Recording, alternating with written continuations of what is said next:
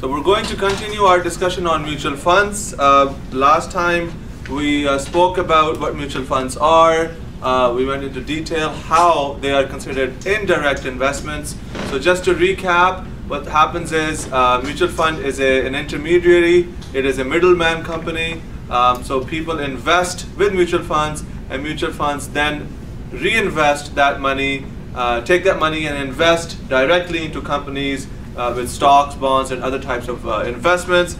And any money, any gains or losses that are that the investments earn are transferred to the mutual funds, and the mutual funds in return process those gains and losses towards the actual investors. So mutual funds are basically acting as the middleman company.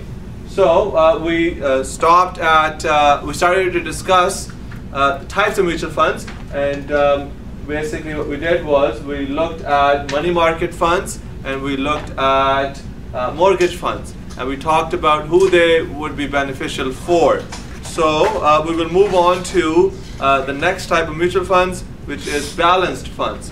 So the word balanced is often used in finance, in the finance industry, for two reasons. One, to of course underline the fact that you are balancing your investments, but also to use it with a marketing terminology, because the word balanced actually gives you a very positive perspective that things are in good shape. So when you're talking to customers or clients, the word balanced gives a positive image. So in this balanced mutual funds, what's happening is the objective is safety, income, and capital gain. It is for new investors. It is for people with not a lot of knowledge about investments. So less sophisticated investors who would be willing to put money into to start off investments. So they would start off with balanced mutual funds.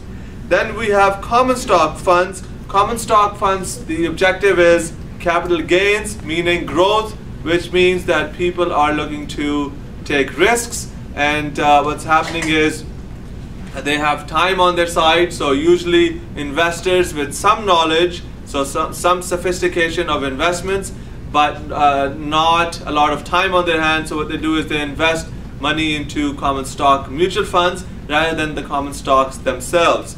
And it does carry a high risk, but remember, with high risk comes potentially higher rewards. Then we have growth funds. Growth funds are even riskier than common stock funds, because what's happening is in growth funds you are investing in risky common stocks. So startup companies or companies that have not done great in the past, however the potential is that they will do great. So for example, if you were to invest in Facebook when Facebook became public, or Tim Hortons when Tim Hortons became public, and so on, or Twitter accounts, or Twitter when it's becoming public soon. So if you invest in these companies through mutual funds, you are investing in growth funds. And it is again for those people who have the time on their side, so they're younger generation, or people with high potential, high risk takers.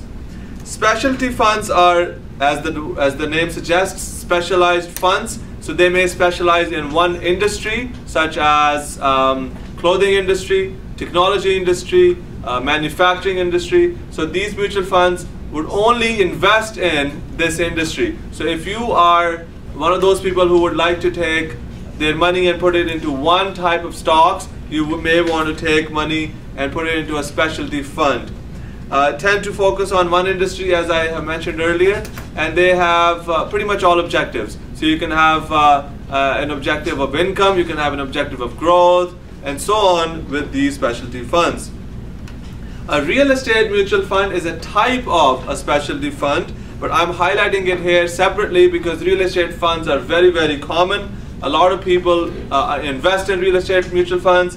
Their objectives are really income and gains when they sell these investments.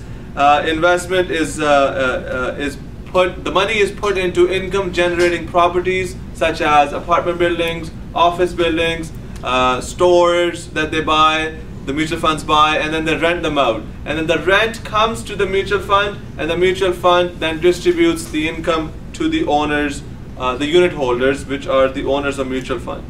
And then we have ethical funds. Ethical funds are also a type of specialty. So these are guided by moral criteria. Perhaps some people do not want to invest in companies that produce tobacco or other such stuff. So what they do is they would invest in ethical mutual funds where they are investing solely in companies that people can be comfortable with using their moral criteria.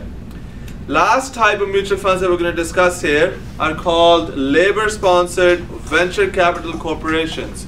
So these are, as the word says, sponsored by the governments. So what happens is these are extremely risky.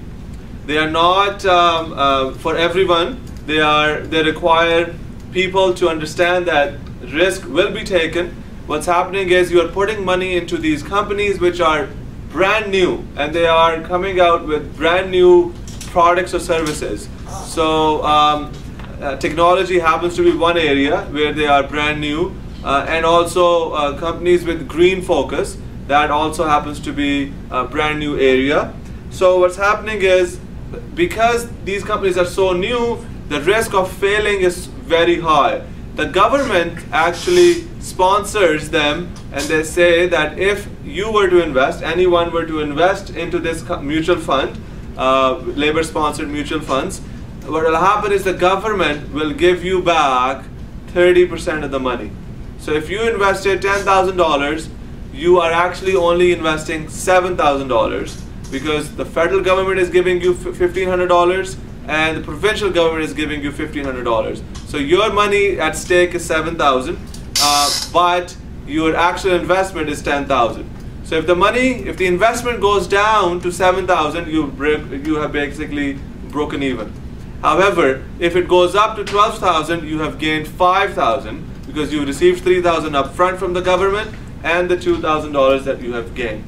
So that's why they're called labor-sponsored venture capital corporations. They are risk ventures which the government sponsored through this method.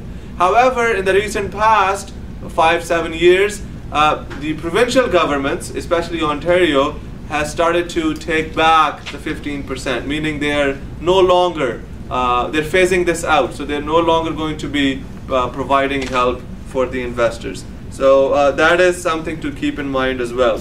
So those are the 9 types of mutual funds that we have discussed today. And the question now comes, how do you know the mutual funds are performing or not? So they are reported on a regular basis on in the media using newspapers and the internet. The return is measured over a given time using percentages usually, because it is much safer and much easier to understand.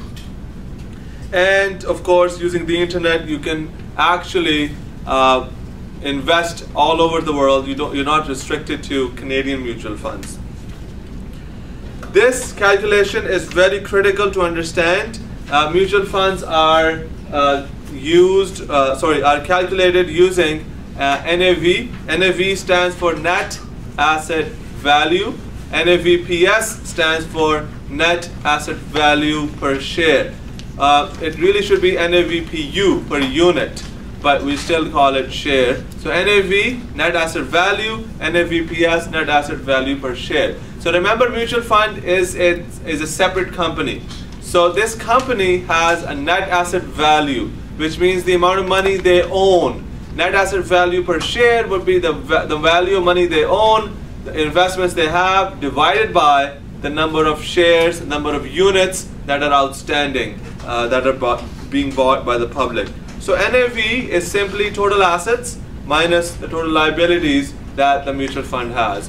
So if the mutual fund has invested $100 million, that's the assets that they have. And if they owe to the bank or other companies $20 million, their net assets would be 100 minus 20, which is $80 million.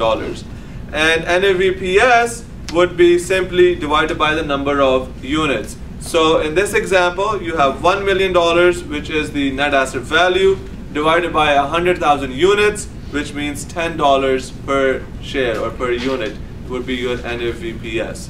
So simple calculations, but they tell you what the value of your investment would be. If you, in this case, if you had invested 10 shares or 10 units, your investment would be worth $100 because each one of them is 10. So very simple to calculate and very simple to understand.